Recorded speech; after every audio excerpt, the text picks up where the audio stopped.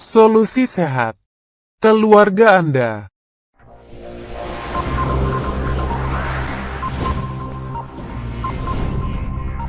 www.klinikwinarto.com.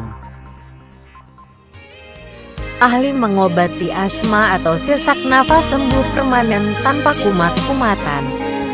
Info dan konsultasi hubungi HP atau WA 081228933709.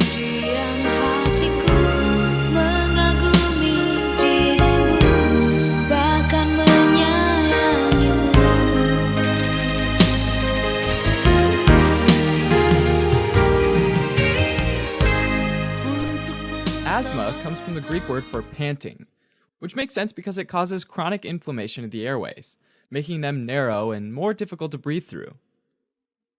People with asthma can have asthma exacerbations or asthma attacks, which are usually triggered by something in the environment which causes immune cells to generate inflammation in the lungs, which can make them even narrower and potentially be life-threatening. So if we take a look at the lungs, you've got the trachea, which branches off into the right and left bronchi, and then continues to branch into thousands of bronchioles.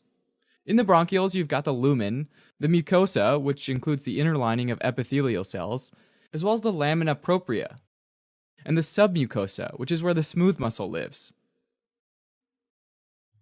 The molecular pathway that leads to asthma is actually pretty complex, but it's often initiated by an environmental trigger.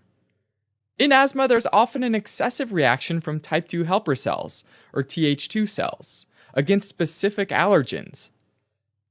Th2 cells are an immune cell subtype, which are known to be involved in asthma, as well as atopic dermatitis and allergic rhinitis, making up what's called the atopic triad.